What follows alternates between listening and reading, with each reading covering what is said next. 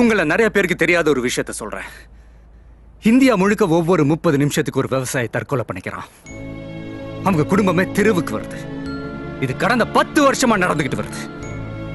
அவங்களோட பரம்பரையை உங்களுக்கு சாப்பாடு போடுறதுக்காக வாழ்ந்த குடும்பம் கொஞ்சம் கொஞ்சமா அழிஞ்சுக்கிட்டு வருது.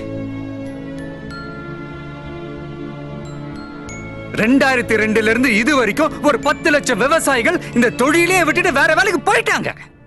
இப்போ மீத்தேன் வாயு அதை எடுக்கிறதுக்காக தஞ்சாவூர், நாகப்பட்டினம் 2 டிஸ்ட்ரிக்ட்லயும் 1,64,819 ஏக்கர் நிலப்பரப்ப ஒரு மல்டிநேஷனல் கம்பெனி அழிக்க போகுது. அந்த விவசாய குடும்பம் எல்லாம் பசியில சாக போகுது. 5000 கோடி எப்படி 5000 கோடி கடன் வாங்கின ஒரு பியர் ஃபேக்டரி ஓனர் என்னால அந்த கடனை கட்ட முடியலன்னு கை தூக்குறான். ஆனா அவன் தற்கொலை பண்ணிக்கல.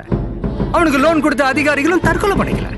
ஆனா 5000 ரூபா கடன் வாங்கின ஒரு விவசாயி அதை கட்ட முடியாம வட்டி மேல வட்டி ஏறி பூச்சி மருந்து குடிச்சு தற்கொலை பண்ணிக்கிறான்.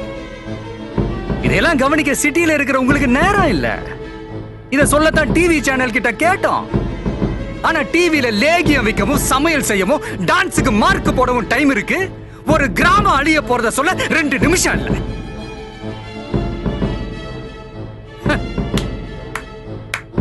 இந்தியாவுக்கு ஃபேக்டரியே வேணாம்னு நாங்க சொல்ல வரல. குடிக்கிற பால்ல இருந்து தயார் பண்ற சோப்பு வேணாம். முட்டை, மீன், கேரட்ல இருந்து எடுக்கிற ஃபேர்னஸ் கிரீம் வேணாம்.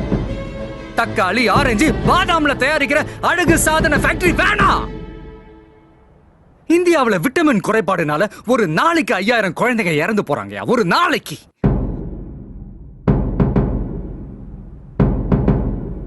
பணக்காரன் யூஸ் பண்ற ஒரு காண்டம்ல ஸ்ட்ராபெரி ஃபிளேவர் வேணும்னா ஒரு ஏழை குழந்தை தன்னோட வாழ்க்கையில ஸ்ட்ராபெரிய நினைச்சு பார்க்க முடியுமா?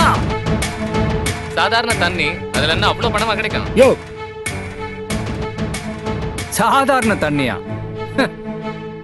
2Gனா என்னையா? அலைக்கற்று, காத்து. வெறும் காத்த மட்டுமே வித்து கோடி கோடியா ஊழல் பண்ற ஊரியா அது? செல்போன் ஆடம்பரம், தண்ணி அத்தியாவசியம்.